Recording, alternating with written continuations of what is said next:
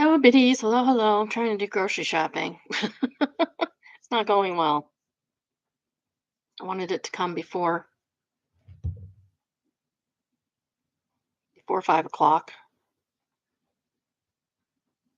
I had to spend an extra $5 for that. I don't think it's worth it. I don't have a car to go to the grocery store. So guess we won't be doing that. Um, so I guess I can figure it out later and have it delivered tomorrow. I don't need anything tonight, so it's okay. I'll figure it out later. Um, Waiting for people to come.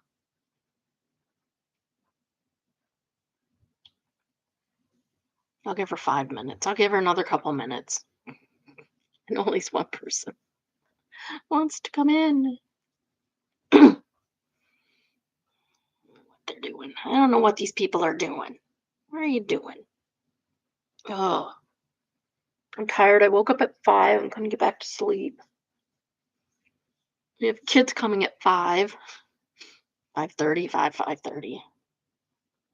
Um, I don't even know why. I don't even know why. Oh, my light's not on. That's my problem. Went to turn it on earlier today and forgot.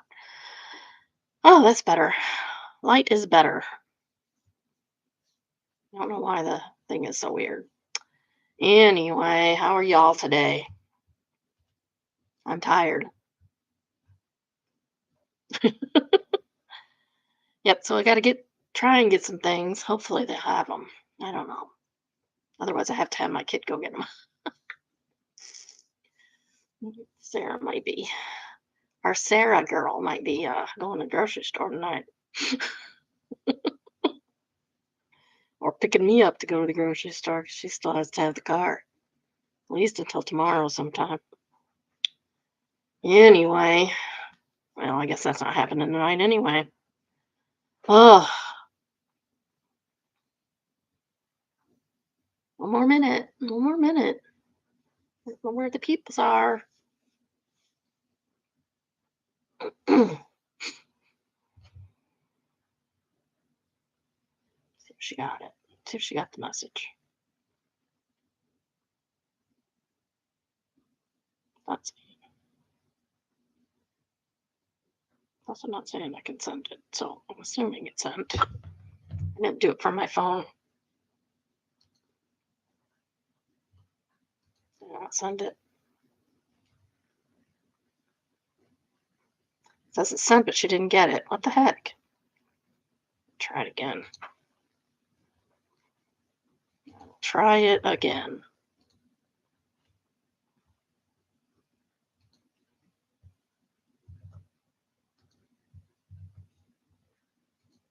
I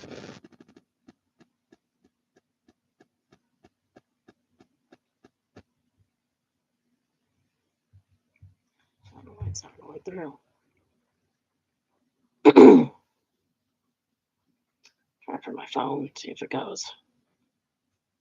Phone, see if it goes. I'm listening to myself. That's fun. Where's a share?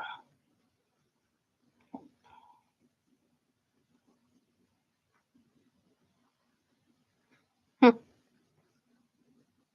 there it is. Vinny was covering it up. She's not receiving my text for some reason. I don't know why. Because it's SMS. There we go. That went through. Okay. Excuse me. That snuck up on me. That went through okay. I swear my hair looked better when I got up this morning than when it does now. It's pretty sad. Your bed head is better than your real head.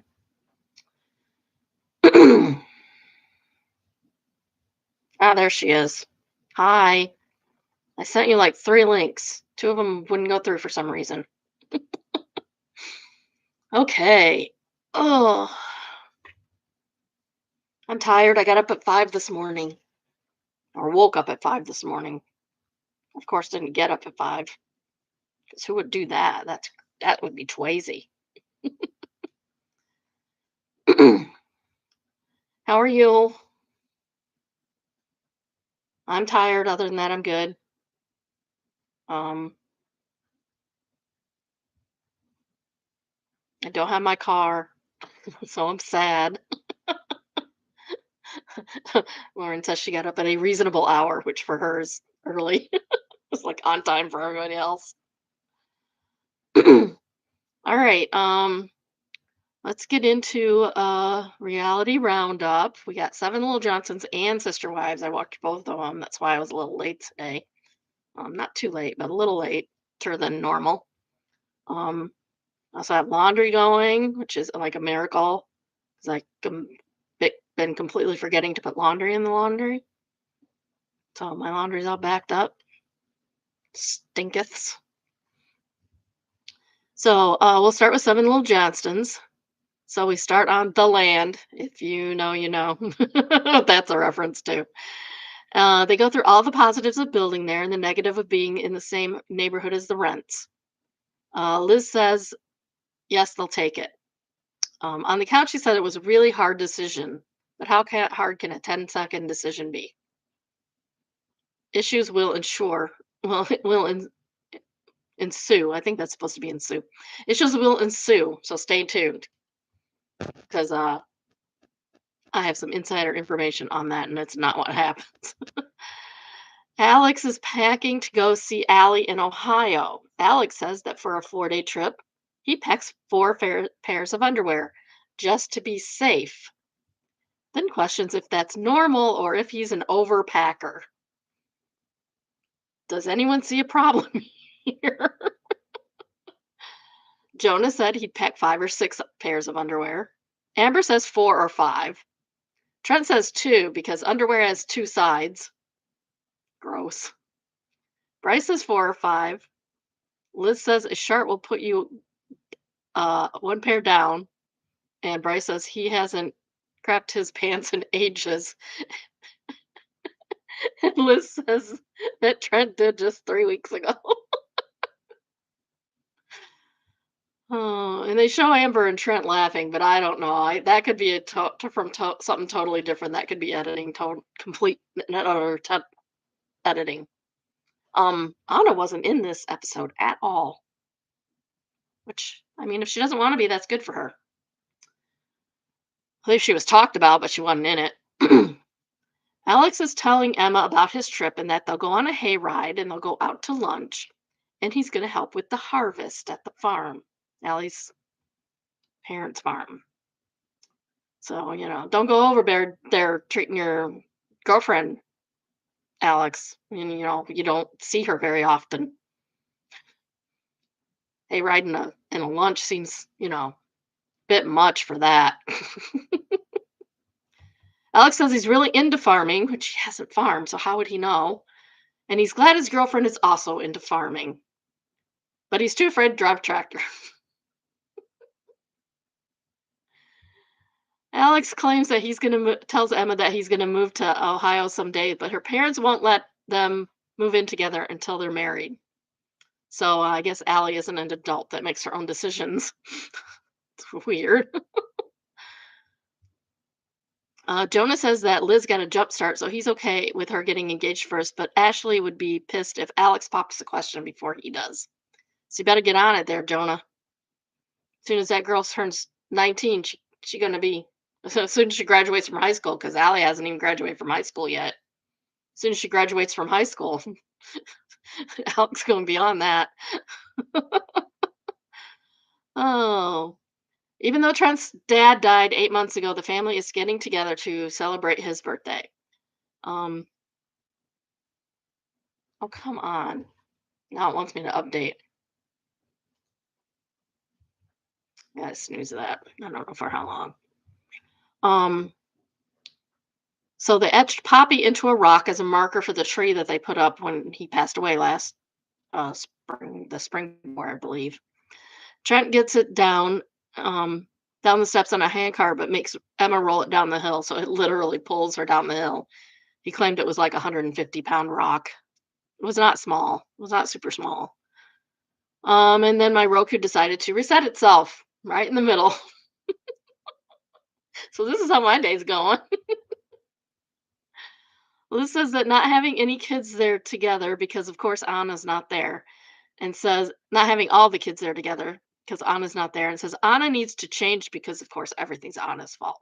You know, parents don't bear any responsibility whatsoever in what they do. Um,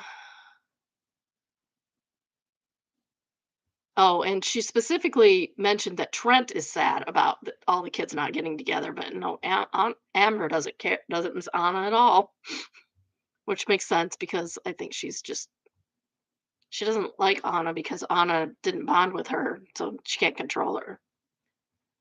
Uh, yes, Liz, it's Anna's decision whether she's invited to family events or not. Does she even know this is going on? Probably not. They didn't invite her to the last thing. And now we are in godforsaken Ohio. If you know, you know. No, my best friend used to drive from Indiana or Michigan or Indiana, wherever she was living, Kentucky, Kentucky, Michigan, and Indiana, to New York, where she's from. And she would always call me and go, I'm in God-forsaken Ohio. Keep me awake. So I talked to her while she drove through Ohio. The only thing worse than Ohio is driving long ways through Illinois, if you ask me. Um, so some car drops Alex off at the farm. So Allie didn't even bother to go pick him up from the airport because for people who are dating and don't see each other a whole lot, they do not act like a couple at all. They act like, you know, cousins. They do. Um, Alex can't wait to see if he has farmer potential. I want to know what his he's getting a degree in because it should be because it's not agricultural science. What's he doing even? They show Alex driving a lawnmower and trying to look cool. He had like sunglasses on. So dumb. And the tractor at the farm is of course ginormous. Like they're dwarves in this show. So small. Allie's dad Adam explains how the corn harvesting works, and I'm not going to tell you all the details. And then Allie is in the tractor, and she uses an iPad and hand controls for the tractor, which is a good thing. Not having to take pedals on and off, I think, would be a good thing. I think that should be normalized for um, little people. She's only been driving the tractor for 2 years, and that seems strange to me because she's 18. Most of the kids I know that have a farm, and I know a few, they start driving around 10 years old. As a matter of fact, cute story. One of the girls I rode the bus with, she was a couple years younger than me. Um, I mean, we were bus friendly. We were friendly. We would sit together every once in a while and chit chat. Um, throughout the whole years, that I was in school, she was a little behind me. Um, her mom didn't feel good one day, so when she was about 11 years old, she gave her the keys to the truck. I mean, we're talking farm truck. It's a ginormous truck, and sent her to the corner store. She got caught by the cops, not because she was driving badly, because she'd been driving for at least a year, probably more, but because she looked too short behind the wheel of this ginormous truck she was driving. Um, they gave her a escort home and told her mom not to do that anymore. She was only 11. That's great. This is what farm people get up to. Okay, so Allie lines the tractor up, gets the corn, and takes it to a semi. It's not that hard. Like I've done similar things. I've done hay, so with hay you follow along the truck and they throw it on the follow the harvester around along the truck with the truck, and then they throw it in the truck, and then you take the truck to the barn. I just had to do the field work. I didn't have to do the barn work. Uh, okay, so they cut back to the house and they go through the entire year of holidays for Leighton that she won't remember at all. Liz still wants to be a stay-at-home mom because Leighton has um, been sick for a few times, which is completely normal. Actually, you kind of want them to be sick before they start kindergarten because if they start kindergarten without ever being around other kids and being occasionally sick, it's a rough year. It's a rough year. Last year was rough for us because the kids were sick all the time because their cousin started school and um, they get tossed around the family together. The cousins do. The other family, not ours. They don't have cousins on our side yet, or maybe ever. I don't know. um, and that's fine. Um, but they, but if she stays at home and doesn't expose that, because she doesn't seem to have any friends with kids. Um, so I don't know if she's not exposed to other kids all that time, she's going to have issues being sick all the time when she starts kindergarten. It happens a lot.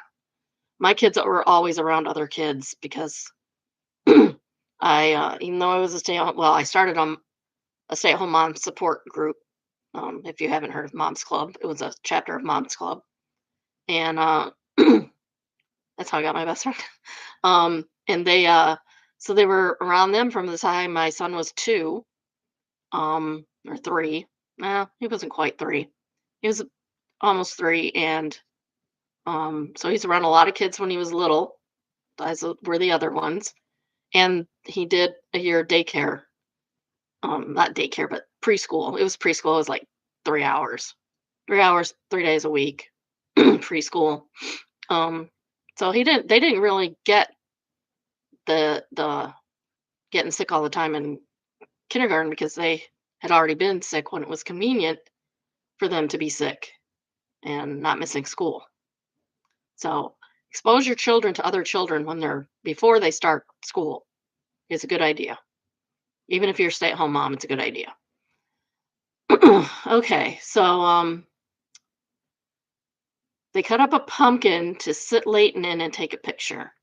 I've seen a lot of complaints um, around postings on this, complaining that that it was unsafe. I don't see it as super dangerous. It might be for some kids, but Leighton's pretty chill. Aside from sitting there and crying, she wasn't trying to escape or anything. It would be really dangerous if you had a kid that could walk and get up out of it, like my kids would have at that age. Um, but she just was just sitting there crying. It was fine. It was fine. You have to judge your own children and your own safety. Um, the only issue I have is that Leighton wasn't feeling well when they did it, and I think they could have waited till she felt better because who wants their picture taken when they feel like crap, you know? And then we go back to godforsaken Ohio. The family and the farmhands are having dinner, and we're introduced to Allie's mom and sisters, and they're chit chatting. And I think I didn't even finish this. Uh-oh. They're chit chatting about the day, and Talking Head reveals that Allie's parents didn't know what to do with her because they weren't familiar with dwarfism. I might have forgotten to watch the last 15 minutes of this show, to be honest, because I went and did something else for a few minutes. So they weren't familiar with dwarfism, but I think she said 8 other kids, either at that hospital or in the state. I'm not sure. Were born with achondroplasia that year, the same year Allie was. Um, and then it took them a while, but then they finally got to a little people conference, and Adam, the dad, was talking to Trent, and Amber came up and took Allie and took her to meet Emma and Alex, and they've been together ever since, I guess. And like I said, I think I forgot to watch the rest of it because I have no more notes. So I'm pretty sure I forgot to watch the last 15 minutes of that show. So silly. I'm a goof. So then we have Sister Wives, and we start out at Coyote Pass where we left off at the Western standoff. Um, Neither Mary or Janelle want to talk to Cody and Robin, and honestly, who could blame them? Cody want Robin says she wants to get out, but Mary and Janelle are staying in their cars. And so are you, Robin. Hello. Robin says that Cody told her that Janelle was pressing him to sell out from under Mary. But that doesn't, does anyone buy that? Because I don't. That doesn't sound right. Robin says it was important to her that everybody gets treated fairly. So that's why they took, half of the proceeds. Justin, the realtor, finally shows up and spends time chit chatting with Cody and Robin, and finally goes and introduces himself to Janelle and Mary. And Janelle says that she's glad Mary's there with her because that would have been even more awkward. Um, for some reason, they all start discussing eye contact. Like, what the heck? Cody keeps calling the kids jumping in the nasty pond with their clothes on when they first got to Coyote Pass skinny dipping. No, that's just redneck swimsuit. It's not skinny dipping, dude. Stop calling it that. Robin says that she hates fakeness, and and so she didn't look at or speak to Janelle nor Mary the whole time they were there. Robin, there is such a thing as manners and civility. You could have said hi. You know, Cody calls it girl games, and but Robin's been playing them all along while she hates them. It's so weird. Cody says he's ashamed of the whole Coyote Pass thing went so badly, and Sabin is sad, of course. Christine is glad she didn't have to deal with Coyote Pass thing and has no idea who got what in what amounts, and she does not care. And good for you, girl. That's exactly the attitude you should have. She rooks David into going for a facial. I mean, that's not as fun as hobby horse riding. Okay. Um, he seems to feel tricked a lot when plans don't go as planned, and he feels tricked that he was tricked into going for a facial. Although she told him up front there was a facial, I don't know what his problem is. So we cut to Parowan, and Mary is writing positive sayings on her walls before they're painted, which, I mean, that's fine. Nothing wrong with that. Mary tells Amber how weird and awkward the whole Coyote Pass thing was, and Amber was hoping for a better outcome, which is fair. Apparently, Cody likes drinks like Natalie's grandma from The Facts of Life. If you don't know, that's warm or hot water with lemon. Except he would insist on a whole lemon and a knife so he could slice it himself. Uh, Personally, I'm not sure I would trust him with a knife. He might stab somebody in the kidneys. That came up because Janelle's granddaughter was playing waitress. It was so cute. Gives her the whole, I want a whole lemon and a knife, and and Maddie's sitting there laughing. Christine's sister who Christine really loves, tells her she's a terrible monogamist because she just takes over everything because she's so used to it. She's had to fend for herself for so long. She admits that as such. She admits that she does. She says she'll take over the whole house. David says they need to communicate. Um, he says, I'm always telling you need to communicate, but he doesn't really place all the blame on her, which is nice. Green flags for David. David, just a green flag. We like him. He says they're figuring it out, and she thanks him for his patience, which is sweet. He ends up liking the facial, even though he says he dropped his man card. Angela is on this trip, which is the friend of Janelle. Oh, Janelle and her buddies went to New Orleans, and Angela's on the trip. Angela's the one that they dedicated the last episode to because she passed away from an opioid, from what is generally accepted as an opioid overdose. She does not seem like she's all there all the time. So maybe I'm looking at things from a different view and wouldn't notice it if I didn't know ahead of time. Janelle and her friends are trying gator on a stick and bugs. All four of the women try the bugs, so good for them. Janelle says she's taking baby stoops, and food is an easy baby step to take. And she doesn't think the other sister wives would have tried the bugs, so she was really happy that her friends did. She says she wasn't exactly unhappy with Cody, but she forgot how to have fun, so she's learning how to have fun again. Janelle says there was a lot of chaos, and when Cody reached middle age, he kind of dipped out. Cody claims that he was always there. Always, Cody? Like when you left Truly with her siblings and she was so sick she had organ failure? Or when Isabel was had out of state back surgery and you couldn't even bother with her at all? Always. Really? No. No, you were not.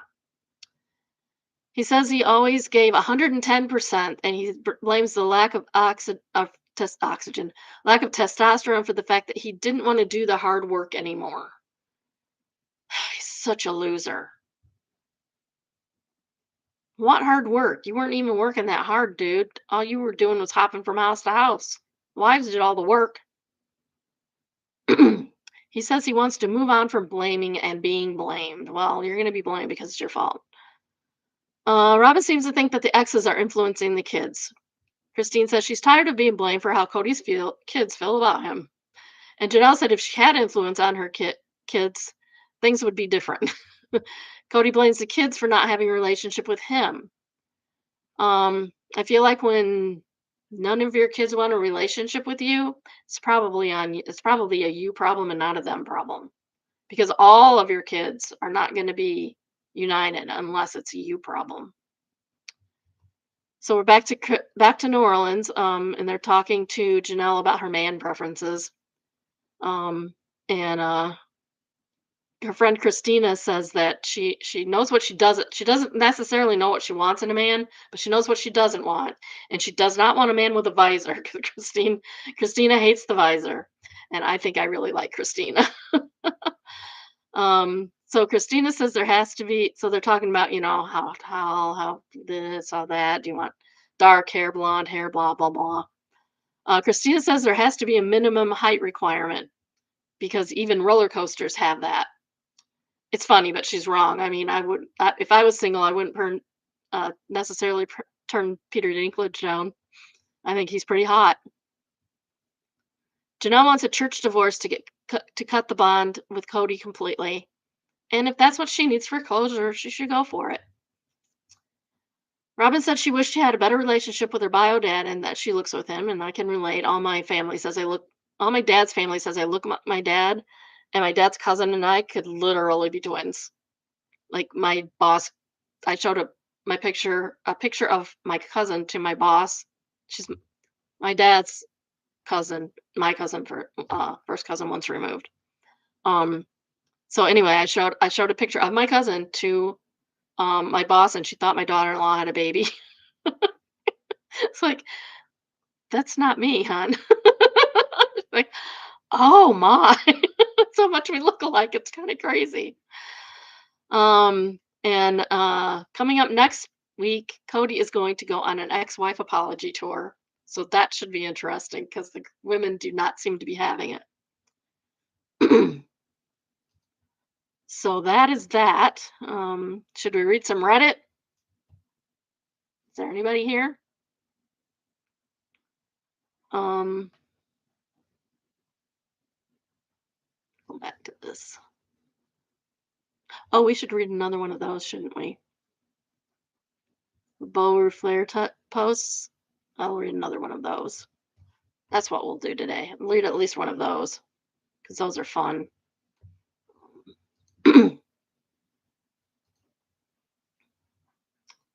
The last time we said she drove away, everybody saw it. This one is what book?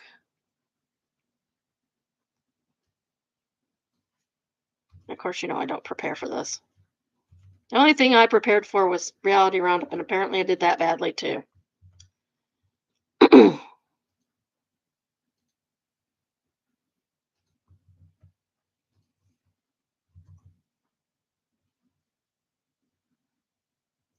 I'm winning the wrong one.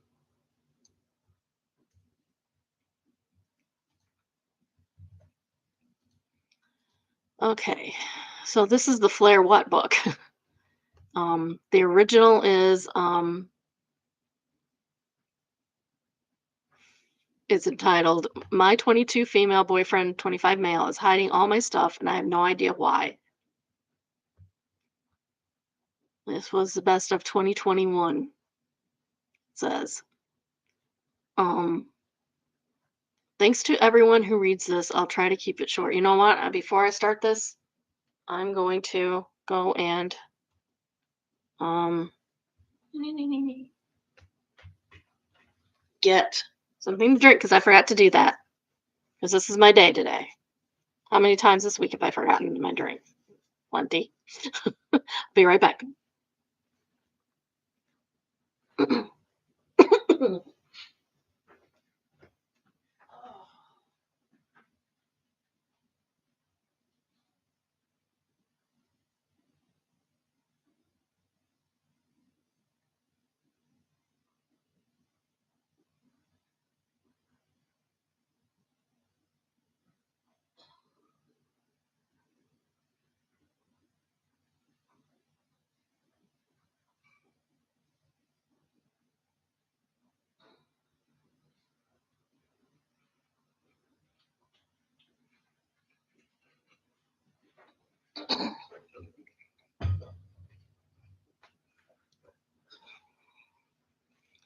All right, I'm back.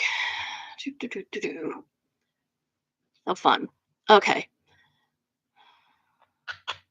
I'll say so. My 22 female boyfriend, 25 male, is hiding all my stuff, and I have no idea why. Plus an update. Um, doesn't say where the original. This is originally in our relationships, our slash relationships. Thanks to everyone who reads this. I'll try and keep it short. My boyfriend of 5 months just moved in with me 3 weeks ago. He had some problems with his apartment, damp walls, and it has to be renovated. So probably a mold thing. As my roommate is currently spending some time abroad, I told him it would be okay if he stayed at my place for 4 to 6 weeks. He'll be able to move back to his apartment by then. Yeah, that's not usually how that works, sweetie. Usually, once they move in, they do not move out. So now we've been living together for 3 weeks, and things started out great. Jealousy had been a bit of a problem between us because we often go out separately, probably once a week, but coming home to the same apartment helped him get over his unjustified jealousy. Okay, red flag right there. You're not living together. Your boyfriend, girlfriend, you're not even living together. What is he jealous of? But there's been one new problem. Now, all this may seem petty at first, but I'm really at my wit's end with this one. Ever since he moved in with me, things started disappearing and then reappearing one day later in the same place they were missing from. I'm talking about documents, small household items, and food. It's not like losing keys and then finding them again somewhere. I specifically look for something in a certain place where it isn't, but it is there the next day. For example, I like to take a chocolate bar with me to work in the morning. For that, I normally have a pack of chocolate bars at home. That makes sense. Shortly after he moved in with me, I woke to find all the chocolate was gone. I asked him about it. He said he didn't know anything about it. I come home to find the chocolate bars are in the cupboard again. I ask him and he says he doesn't know anything about it. Maybe you just didn't see them in the morning. We're talking about a large pack of 12 chocolate bars. How can I not see that? At first, I thought maybe it was some strange kind of humor, but he seems angry when I bring it up, and it's starting to really piss me off because sometimes it's been items belonging to one of my friends that I wanted to get back to them and I couldn't, or it was a certain document I needed for a certain day. Now, I have absolutely no idea what this is about. I'm not crazy, I just don't understand at all. He gets really angry when I talk about it, saying I'm making this up just to cause drama. Why should I? I have no idea what's going on. Any ideas? Um, okay, and then there's a TLDR. And there's a link that says they only met 2 months ago and he quickly showered OP with gifts and gestures. He wanted a relationship very quickly. Um, yeah, they archive their old posts. That's silly. Oh, maybe it's in here, so.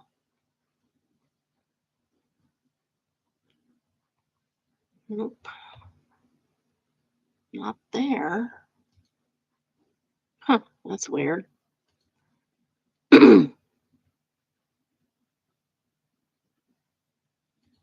Um, oh, here's two more.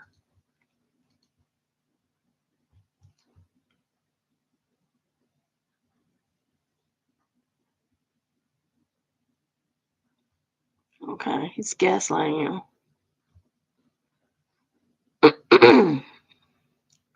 So she's getting an education on gaslighting. There's a bunch of comments about like him gaslighting her and her finding out what that is. So, update. First of all, thank you very much for your suggestions, advice, and concern. I've gotten multiple PMs asking if I was okay, and I really appreciate it. Well, that's nice. So back to my situation. I read all your comments and did some reading on gaslighting. I was really freaked out. Plenty of you told me that there were other red flags in our relationship, and it got me thinking more and more stuff came to mind that I should have worried me a long time ago. Our whole relationship felt pretty rushed from the start.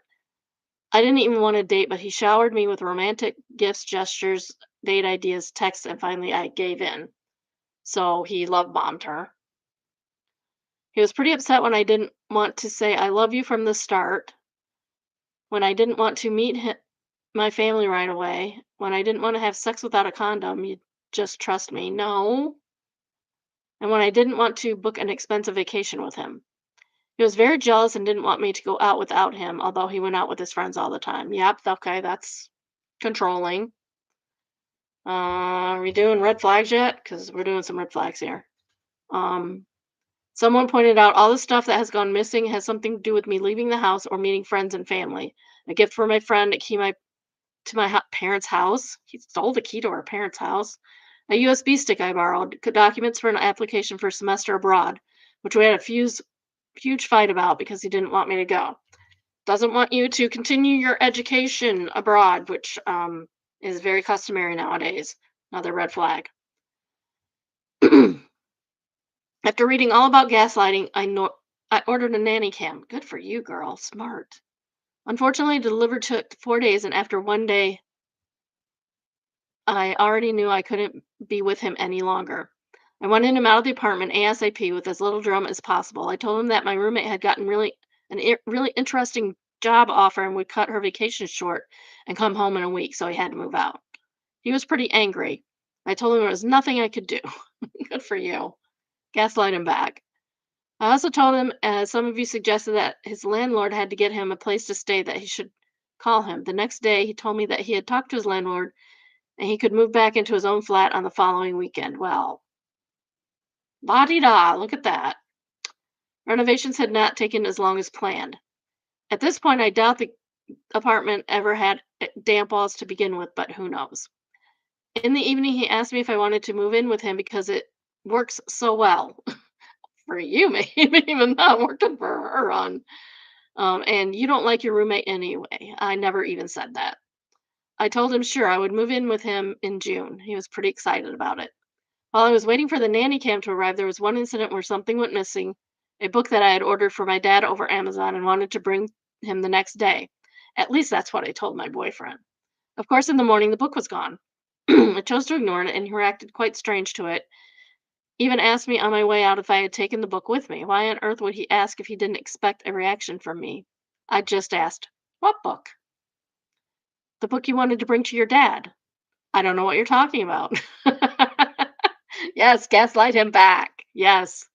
In the evening, the book was on my desk, of course, and I ignored it again. 2 hours later, he casually walks by my desk and says, "Ah, that's the book I was talking about." I just said, "Oh, that book?" He seemed pretty angry for the rest of the evening. 2 days later, the nanny cam finally came, and I set it up while he was at the gym. Again, when he was there, placed a letter I needed for work on my desk. I wasn't surprised at all when it was gone a few hours later and reappeared the next day. When I finally was alone at home again, I could check out the nanny cam evidence. I only saw that what I already knew. He took the letter while passing the desk, put it in his gym bag, and put it out back a few hours later. What a jerk. However, as soon as I saw the evidence, I decided against confronting him. To be honest, I was scared of his reaction, and he had already decided to break it off and had already decided to break it off as soon as possible. Also, the camera didn't show me his motive. I figured probably wouldn't tell me anyway. However, it frustrated me very much that I would probably never know why he did it, and on the last evening before he moved back to his newly renovated apartment, I told him I wanted to watch an old movie called Gaslight. Thanks for the tip, everyone. It's a really great movie. It is a good movie if you ever get a chance to watch it. It's good. There's more than one. It was actually there's an actually really old one, and then there's an updated one that's still quite old. He sat with me through the whole movie, but was quieter than usual while I talked the whole time about how unrealistic the movie was, and he was obviously insane. I actually expected some kind of reaction from him, but he just sat there looking nervous. On Sunday, he took all his stuff back to his apartment. My brother organized someone to come and change the locks, and as soon as that was done, I wrote my boyfriend a text telling him that it was over. I had no interest in being contacted again, that our breakup was final, and I thought it was sad that he had to hide my things in order to keep the relationship interesting. Since then, he called me more or less nonstop, but I haven't picked it up, and I won't.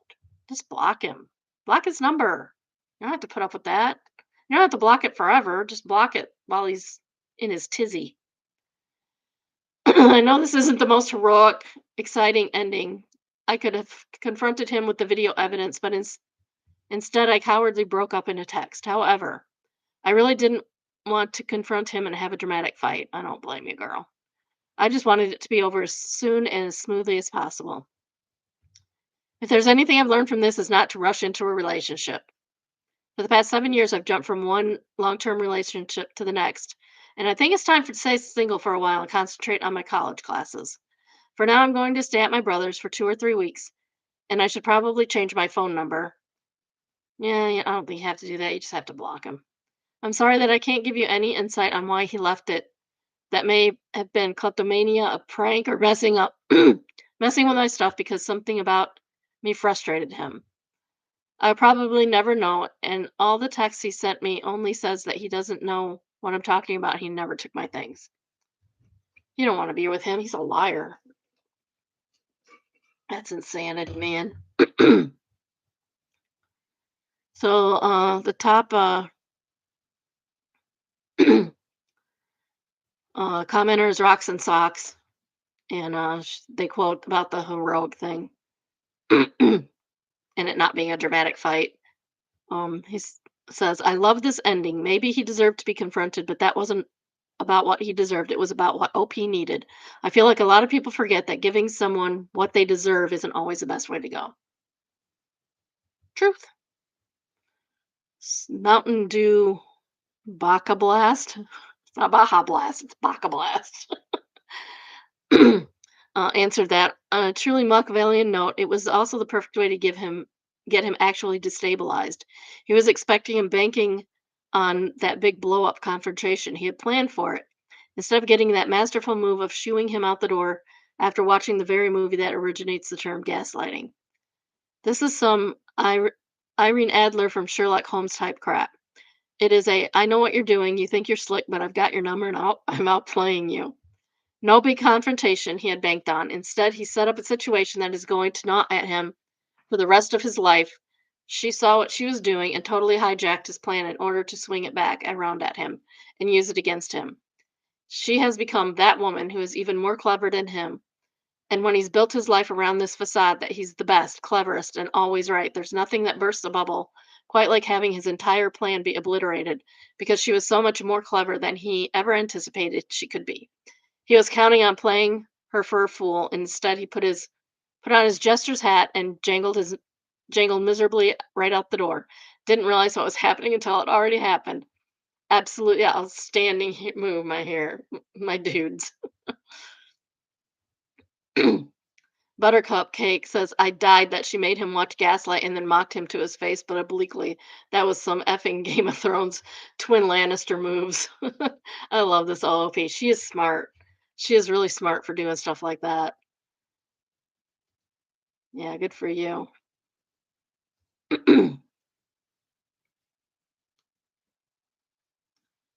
Walk from here commented, I see every time I see this post, I love OP all over again.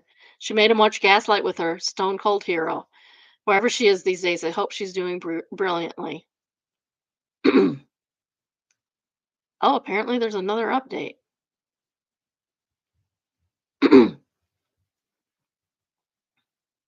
Okay, here we go. Um, edit as my update is locked. I'll just say it here. Thank you all so much for your kind comments. And honestly, I thought you'd be disappointed because I didn't confront him and make him own up to all the stuff he did. Thanks for your support. Without you guys from r/relationships, I wouldn't even know what the term gaslighting means. I hope you all know that you helped me get out of an abusive relationship in the making. And then she gives the original post and the final update. I'll try to keep it short this time. She didn't. Unfortunately, my last update was locked, so I couldn't reply to every comment I would have liked to reply to. In the past few weeks, I've gotten some messages asking if I'm okay slash still alive, so I thought I'd write one more update. I'd love to give you an overall happy update, but unfortunately, the breakup didn't go as smoothly as I first thought it would. I never picked up when my ex called me and never wrote back to one of his countless messages, but I read most of them, and there was a certain shift in his messages after about 4 days when he suddenly went from this quote, I love you so much, love and miss you so much. I don't know what you think I have done, but can assure you I didn't do anything wrong.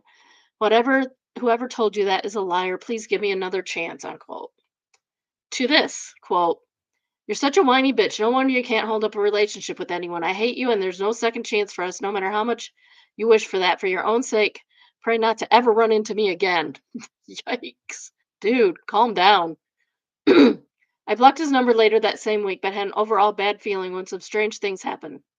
Some of mine called to ask if I'm okay, and they were under the impression I had broken up with him because I wanted to concentrate on my mental health. Twice I came to work and everyone was surprised to see me because someone had called in to let them know I wasn't feeling well enough for working. When I asked who it was, they said he told them he was my doctor. Also, my ex wrote to my mom on Facebook. They actually never met in person, pretending to be a concerned friend, asking about my well being after my. It was very easy to clear some of that stuff up, especially with my family, but it's harder to do so at work. After 3 weeks at my brother's, I decided to move back into my own apartment, which was not a good idea.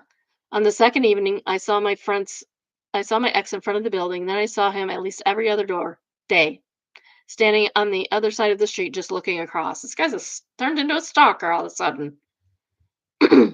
After about a week, someone started to ring the bell at 3 a.m. for 5 days straight. Dude, get a grip. Also, 3 times I came home and found a little piece of my paper in my front door with a flame drawn on it. It creeped me out so much I somehow managed to get into the building. I grew more and more afraid to leave the apartment and finally decided to move back in with my brother and his family. My friend, whom I shared with the apartment, who is currently abroad, didn't take too well to the whole story. She was furious when she heard I changed the locks without telling her. Well, I don't know what she was supposed to do. And even more furious when I told her I'd be moving out because that's not what we intentionally initially agreed upon. However, I can't go back there. With hindsight, though, I probably should have involved her more in the process. I did ask her parents if it was okay to change locks as it's their apartment, but I didn't speak to her about it. I feel really crappy about letting him stay in her apartment in the first place. I don't think you should feel bad about that. You were doing a favor for someone. There's nothing wrong with that. It didn't that wouldn't have harmed anyone if he wasn't a crazy person. Um and you did have permission to change the locks. So what's the issue there? You just give her a new key. It's not that big a deal. I also went to the police to get a restraining order. It was surprised to hear how hard it is to get one of those. I needed not only evidence of him harassing me, but also of evidence of him threatening my safety. However, after long hours and so much patience from my sister-in-law, I've got one. The bright side is I've got approved for my semester, which starts in October.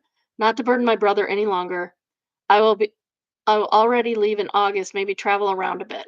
I'm already in a Facebook group with all the other exchange students that will spend the next semester there, and I think I certainly won't be alone. When I come back, I'll look for a small apartment on my own. I still don't have Amazon Prime. I'm sorry. I can't even thank all of you for opening my eyes after my first post here. I actually had no idea what was going on, and even if I had a feeling that something was off, you guys saved me from a very abusive relationship, and every day I'm grateful I got out of it soon. And Chewing Girl says, I don't know enough about the dynamic between you and your boyfriend, so what I s- may what I am about to say may seem far fetched, but could it be that he's intentionally trying to make you feel crazy? You could try leaving something out and keep a camera hidden to see if your boyfriend. And somebody answered her, yeah, she changed. OP changing things little ways and arguing that he hasn't done anything. You're the first one that's crazy. The definition of gaslighting.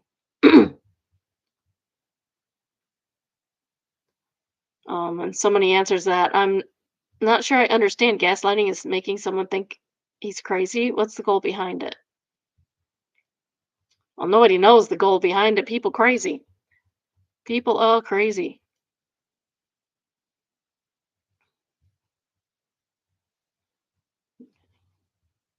Save that for something else.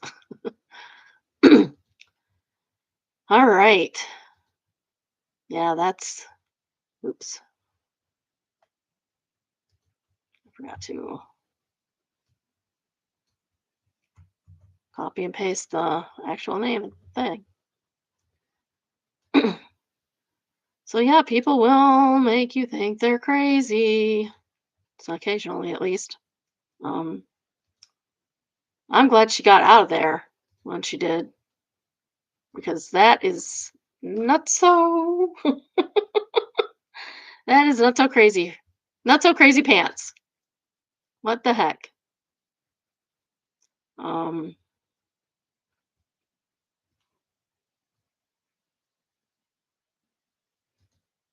Oh yeah, that's not gonna work. Anybody have a favorite? Uh. No, we can just continue from what we were doing yesterday. Um.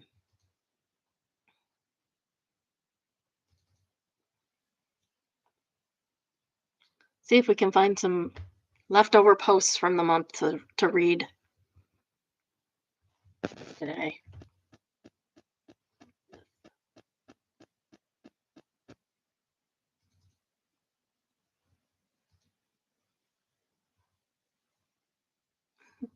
All right, we can do neighbors from hell.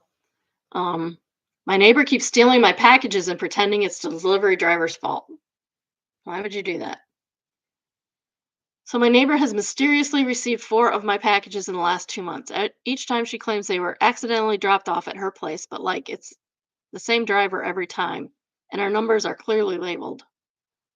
The kicker, she always opens them to check if it's hers. It's not addressed to you. Why would it be yours? Ma'am, you really thought you ordered a a pink Hello Kitty blender and fuzzy socks with my name and address on it. Pink Hello Kitty sock. Hello Kitty blender. I didn't even know they made Hello Kitty blenders, so that's kind of funny. Last week I got a notification that my skincare package was delivered, but it wasn't at my door. I waited 20 minutes and then I walked next door. She opens the door wearing the under eye patches I ordered. Rude. I didn't say anything. I just stared until she peeled them off. She said, "Oh, I thought they were a free sample." I'm installing a camera, not even for evidence. I just see how far she'll go next. This is when you start messing with her and you start ordering stupid stuff. Start ordering really, really stupid stuff. Poop. If you're ordering for yourself, they can't blame you when they open poop. One unwanted Mew says definitely order one of those exploding glitter packages. And Cowboy says with fart spray. Yeah, glitter, you will never get rid of that. That is not a good time. Tell her ahead of time, I'm expecting a luxury purse to be delivered tomorrow. Please don't take it. And then send yourself an old, nasty purse from Goodwill or something. Some people, I'm telling you, they just have no ethics at all anymore.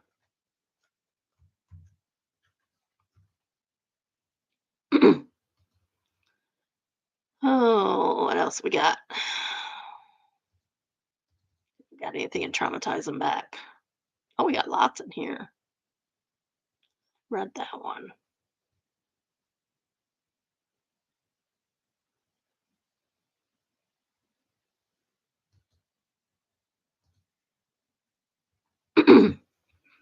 So this is from traumatize them back. My employer requests after sick leaves that I describe my symptoms, so I do.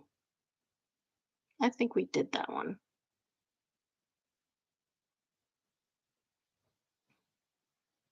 I think we read that one. I don't know when we read it, but we read it. Oh, here's one I know we haven't read because I don't recognize it at all. So this is from Traumatize and Back still. Um, entitled Why My Puppy Flunked Out of Obedience School. And it's flared malicious compliance. Several years ago, I got a puppy and signed him up for puppy kindergarten obedience classes. The teacher turned out to be extremely dominating woman with a loud nasal voice and the personality of a Marine drill sergeant. She devoted the first lesson to harshly criticizing everything we did. At the end of the class, we all slunk out feeling like complete idiots who couldn't even be trusted with the care of a goldfish. For the second class, we were told to bring treats for training to be sure our puppies were hungry. I brought treats my puppy loved at home, but he was so excited to be around the other pups that he wouldn't eat any of them. As a result, he wasn't very motivated to learn the commands we were supposed to be training our pups to obey. Yeah, some animals are just not food motivated at all. Our teacher noticed and rudely berated me at some length for bringing the wrong treats. She then took some treats out of her fanny pack and complained all the dogs loved these. She held one out and smirked triumphantly when my pup took it into his mouth, only to be gobsmacked a few seconds later when he spat it out on her foot. She was shocked and speechless, and her mouth kept opening and closing like a fish as she struggled to find something to say. I completely lost it and laughed until my sides hurt. Several of my classmates joined in. And that's how my puppy flunked out of obedience school. I've subsequently took him to a different class with a nice, very professional teacher, and now my dog is a well-behaved adult. Funniest, funniest thing my dog ever did. Oh, good puppy. Good puppy. You got a good puppy there. Who needs obedience training when you got a pup like that? First top comment is what irks me is people who don't do puppy school because their puppy is well behaved. They go to learn to behave. My pup was a nightmare in school, and I feel she passed because I knew the trainer. Haha. That being said, she was the best dog, so loyal and eager to be a good girl. Questioning Human said, the instructor for my dog got so frustrated because she refused to sit. We not only did the course because it was free, so I thought it would be a good way to socialize my newly adopted dog. I'd been training her on my own for a little over a month. She came when I told her, sat right by my side when we did leash training, and if I said no, she stopped whatever she was doing. You could grab her feet or her tail, open her mouth, training for when she has to see a vet, and she'd be just like, I don't know why you're sticking your fingers in my mouth, but I guess go off. But I'd tell her to sit, and she would just look at me until I tapped the top of her butt, and then she'd squat down, but not really sit for a couple of seconds and then stand again. That pissed the trainer off, I guess, because she lectured me about how I wasn't showing my dog that I'm in charge, and that's why she doesn't respect me. I told her I don't care if the dog doesn't want to sit since she does everything else I tell her to do. Maybe she just doesn't like to sit. The dog has bullets in her, maybe. Something hurts, or it's a trauma thing. The trainer didn't like that. So she took my dog and tried to make her sit, just getting more and more frustrated when my dog just stood there staring at her. After that, my dog wouldn't listen to her at all and just looked at me when the trainer told her to do something. Needless to say, we didn't finish the course, and I came away with the belief that dog trainers are worthless. No group says the very first thing our trainer told us was that not all dogs will be good at everything. That makes sense. It's your job as the owner to use their strengths and work around their weaknesses. We've got two border collies and have a whole list of things one will do, but the other won't. That's funny. I like that one.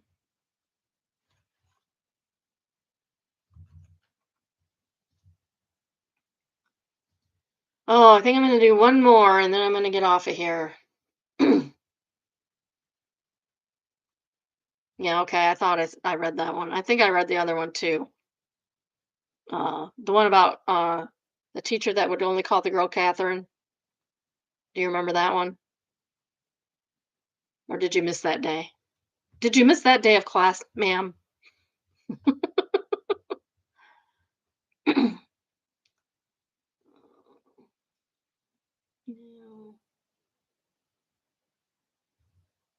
I'll look for something good. I want confession. I want confessions. No, that sounds depressing.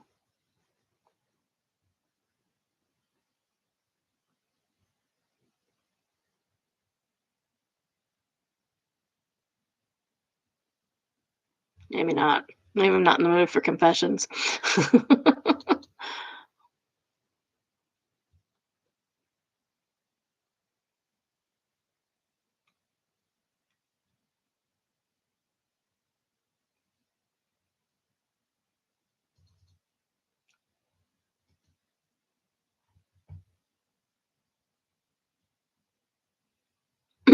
Okay, this sounds interesting.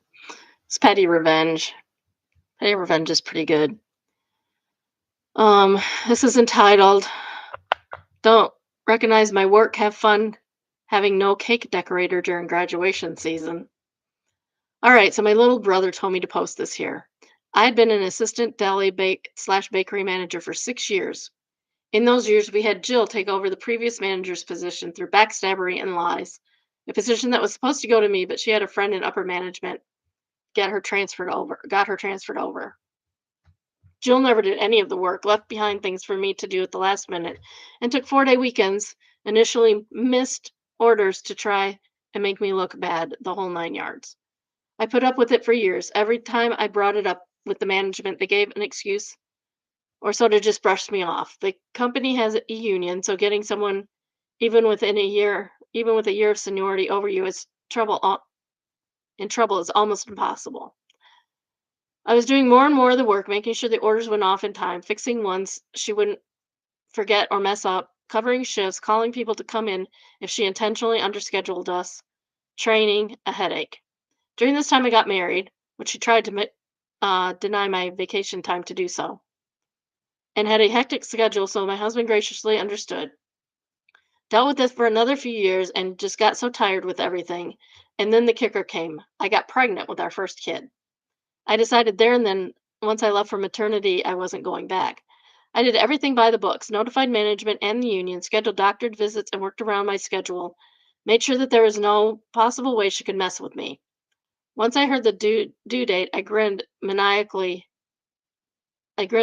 smile deep in my soul. April, right before the busiest time for any deli or bakery, graduation. When you're in a town with three plus colleges and 4 high schools in just a 10-mile radius, you get a lot of orders to fill. I even had a reputation for color matching certain school colors and doing cakes at the last minute. On any given day for those months, they could have anywhere from 15 to 150 cakes going on a weekend, Friday through Sunday. And had to make matters worse for them, I was the only cake decorator. I let them know that they had to get someone in and hired for me to train multiple times, or else they would be in for dire straits, especially since Jill didn't like decorating. They never listened, like always. So after 4 months, I stopped reminding them and I let it go. And it felt great. I decided to use one of my vacations during the week before delivery. Good thing I did. The baby was ready anyways, and they still hadn't found a cake decorator. The day I delivered my baby, guess who finally got demoted? Jill had scheduled one of her 4-day weekends again and missed 3 supply orders, didn't cover my shift, and icing on the cake, left 19 cake orders unfulfilled for Friday and did not let management know about them. When Friday came around and she wasn't there was a line of angry customers wondering where their cakes were. Oh my goodness, that's a lot of cakes. Upper management was called in. People from 2 different departments who had some experience on cakes were pulling pre-made quarter sheets and randomly sprinkle this and that, giving out cakes for free. Over $1,000 of product having to be given to a customer for free. Apparently, this happened the day the district manager was set to come in and do a tour to make sure things were set up for graduation. Needless to say, she was demoted and moved from the department the very day she came back to the store. She turned off her phone over the weekend so no one would disturb her. I only know this because they called me to see if I could come back for a day or two for my vacation to fix everything. They hadn't known I had the baby yet and just thought I was still heavily pregnant. Now I've been 6 months as a stay at home mom and cannot be happier without the stress from there. They still ask if I want my old job back when I go to the grocery shop there, but I just smile and tell them no, thank you. Although I do miss some of my coworkers. Now I get to raise an amazing little boy, bake cakes for the fun of it now. Update. Wow, I was not expecting any of this really. Thank you for the validation. Here's a few things to clear up things for people. One, Jill got demoted. She is now a produce clerk and is not allowed anywhere near the bakery deli and took a massive pay cut. Two, it did not cripple the whole store. It just made the department almost a living nightmare for management from the weekend. They now have their retired cake decorator in on weekends to do cakes until they can find someone else. Three, I had planned to take that unplanned vacation 2 weeks before my due date to de-stress from the job that contributed to gestational hypertension. The baby came out alert and happy. Heart rate got to 164/98 though. Four, do I in no way, shape, or form blame the union or upper management for any of it? When two people are constantly issuing complaints to HR, the truth gets muddied. It did not help that the store went through 6 managers while I was there, and the union did what they could, especially when it came to her trying to mess with my vacations, paid holidays, days off, etc., especially my wedding. Doormat? Five. Doormat? No. I called her out on things all the time, which is why she was out to get me at any chance. I even had my staff stand up for me when I wasn't there, and she's trying to take credit for things I did. Paper trails were made, and I followed procedures for reporting things to the letter. That's what you got to do. Contemporaneous notes and paper trails. It will protect you. I did intentionally leave innocent. Six, did I intentionally leave innocent bystanders to have no cake? No, I warned management. They dragged their feet. I warned my customers. They still chose to go there. I did more than my fair share. Thank you all very much. Update number 2. Is this still going? Thanks for all the upvotes. Here's a little more. 1, I don't plan on opening a bakery anytime soon. There are 5 currently in my little town. 2, my baby is amazing and healthy. He's topping the charts in the 99th percentile overall. 3, I wish the story was made up, but it is not. I left out numerous things on what she did and could have gotten her fired slash demoted sooner if she didn't have someone backing her as long as she did. 4, she got multiple warnings, and by the time she would do another mistake, a new manager would come in, which made it last way longer than it should have. 5, my writing style, it's all my own. Sorry if it's difficult to read. English is my first language and only, but everyone knows that the language is 5 multiple different languages in a trench coat pretending to be one.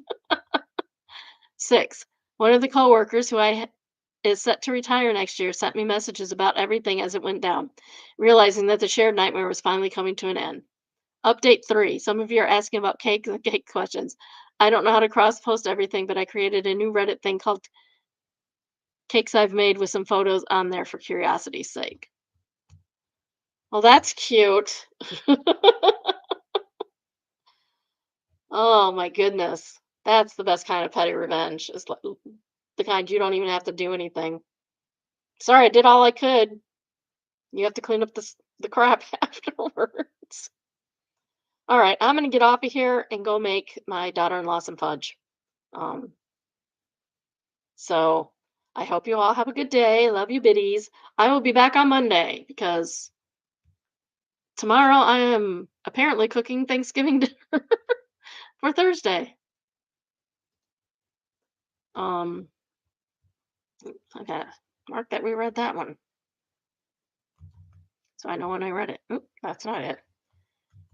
There we go. Excuse me. And I still swear I'm getting sick. It's not even worse than it was yesterday, but I got this cough again. It's annoying. So annoying. um, so anyway, I will see you all on Monday. I hope you all have a great turkey day. I will have 2, apparently. We're having mini Thanksgiving tomorrow. There's only going to be like 6 of us, and 2 of those are little babies. Little baby boys. They're not babies, they're toddlers, and a preschooler. But they're cute. So I'll have plenty of cute little stories because we're having Thanksgiving with them again on Saturday. And so also have to work on Friday. Not getting paid type of work. But it's okay. I hope you do not get snowed in. It's supposed to snow tomorrow. Not looking forward to that. Luckily, I don't have a car, so I can drive. Um, all right, I guess that's it. I'll see you on Monday. Bye, my biddies. Have a good holiday. Yeah, I can't find my mouth. There it is. Okay.